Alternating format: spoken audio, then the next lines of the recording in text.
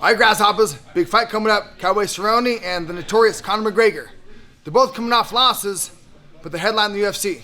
Dana already said that if Conor wins, he could be fighting Khabib. So I think that tells me that Dana thinks Cowboy is going to lose this fight. But I like to make sure I give Cowboy some sprinkles and he beats Conor. Gaethje should get the fight against Khabib, just so that we're clear. But I like to see Cowboy win this fight.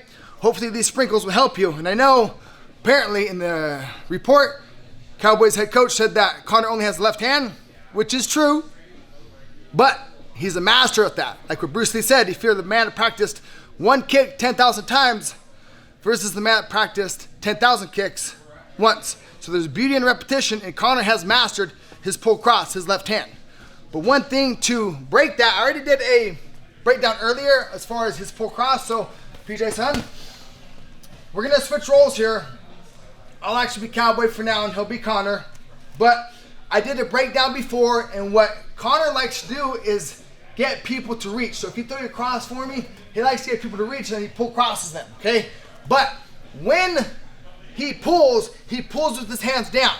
So if Cowboy fakes that cross and brings the kick right behind that with his hands are down, it's gonna be a good night. Well, a good night for Cowboy, but a bad night for Conor. So I'd like to make sure Cowboy is getting that cross kick and getting Conor to pull off his cross and set up his pull cross, but catching him on the transition on the half beat. So that's one thing that Cowboy should be doing, is working that cross kick, getting him to pull and catching him on that actual pull. So make sure we're doing that. But another thing that Eddie Alvarez was really good at, well, he did it once that I remember, but he attacked the inside of Conor's leg and took his base out, but then let him off the hook.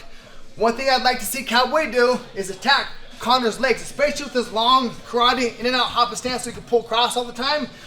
While he has that wide base, attack those legs, attack that calf kick, take his base out, compromise his stance. Another thing he can just simply do though is just play cat and mouse for the first round and get Conor tired. But that's another topic. He does get tired, but we'll save that for another video. I'm gonna do a couple breakdowns leading up to this fight. But for this particular breakdown, I would like to see Cowboy attack Conor's calves and take his base out. And if we can go on the inside, going to the inside though does set Cowboy up for his left hand, well his right hand for now, but does set him up for that, so he's gonna have to watch that counter. Another thing that you can do to take away Conor's pull cross is get outside and attack the outside of the calf, so they're outside of that.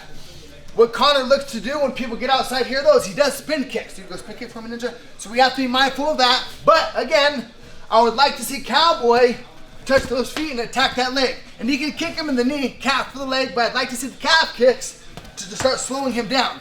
Once he slows him down, obviously the high kick is there as well. So, Cowboy, I want to make sure you're aware of Conor's left hand, which you are. Cross kick him. Also, take out the calves. I will give you more tips leading up to the fight. PJ son, thank you for allowing me to kick you, Ninja. There we go, Grasshoppers. Cowboy, good luck, Ninja.